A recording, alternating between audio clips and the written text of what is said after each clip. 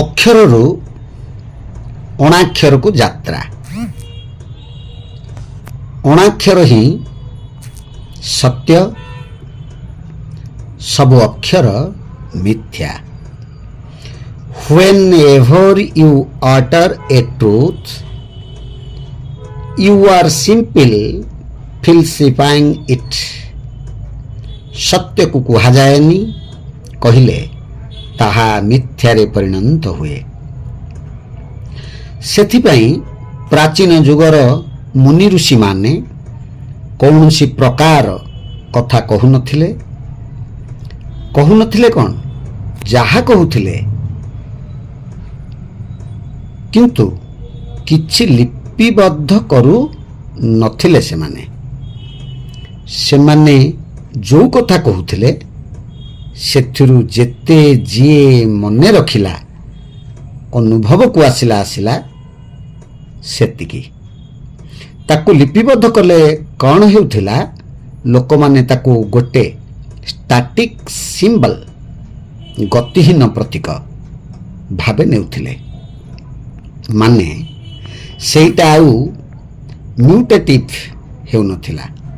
Static ହୋଇଗଲେ କ'ଣ ହେଉଥିଲା, କୌଣସି ତତ୍ତ୍ୱ ବା ଅନୁଭବ ଷ୍ଟାଟିକ୍ ରହିବନି। ମାନେ ଈଶ୍ୱର ହିଁ ପ୍ରେମ, ଏପରି କହିଲା ମାନେ ତାହା ଷ୍ଟାଟିକ୍ ହୋଇଗଲା। ପ୍ରକୃତରେ ପୃଥିବୀର ସବୁ ଅକ୍ଷର ବିଭ୍ରାନ୍ତିକର ହୋଇଛି। ଏଇଥିପାଇଁ ଯେ ଏତେ ଦର୍ଶନ, ଏତେ ଧର୍ମ, ଏତେ କଥା ଲେଖା ହୋଇଛି ଯେ ପୃଥିବୀରେ ତାହା ବୋଧେ 10ଟା ମହାକାଳକୁ ଟପିଗଲା ଭଳି ଲେଖା ହୋଇଛି। ବର୍ତ୍ତମାନ ଏତିକି ଲେଖା ହୋଇଛି ବେଦ, ବେଦାନ୍ତ, ଉପନିଷଦ।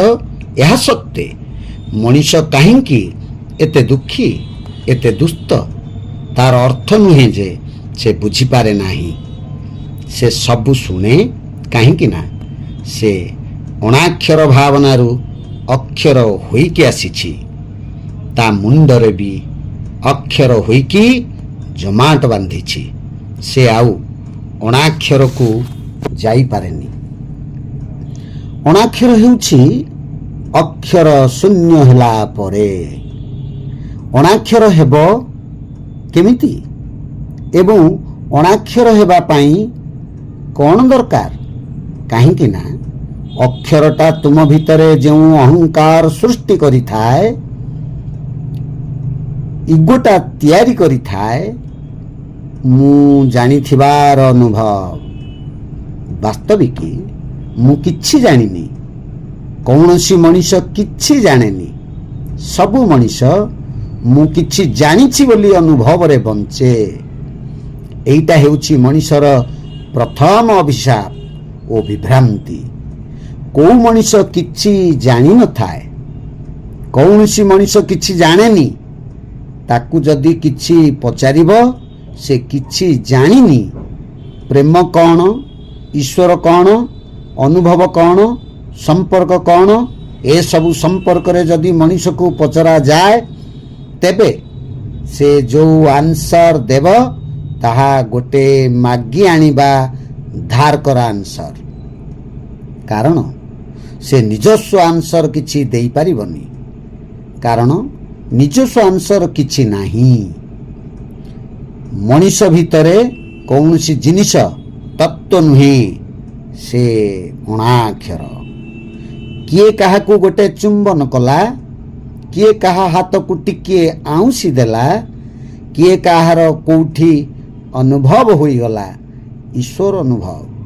ସେ ଅଣାକ୍ଷରରେ ହିଁ ଆସେ ଅନୁଭବଟା। କିନ୍ତୁ ଆମେ ତାକୁ ଅକ୍ଷରରେ ହିଁ ସାଇତି ରଖୁ। ଆହା, ମୁଁ ଯାଇଥିଲି ମନ୍ଦିରକୁ, ମୋର ଈଶ୍ୱର ଅନୁଭବ ହୋଇଗଲା। ତା ଭିତରେ ସେଇଟା ଅକ୍ଷର ହୋଇକି ପଶିଲା। କଥା ହେଉଛି କ'ଣ, ଏ ପୃଥିବୀରେ ଅକ୍ଷର ବ୍ୟବସାୟ ହିଁ ଚାଲିଛି। ପ୍ରତ୍ୟେକ ମଣିଷ ଭିତରେ ଗୋଟେ ଛାପାଖାନା ଚାଲିଛି। ମଣିଷ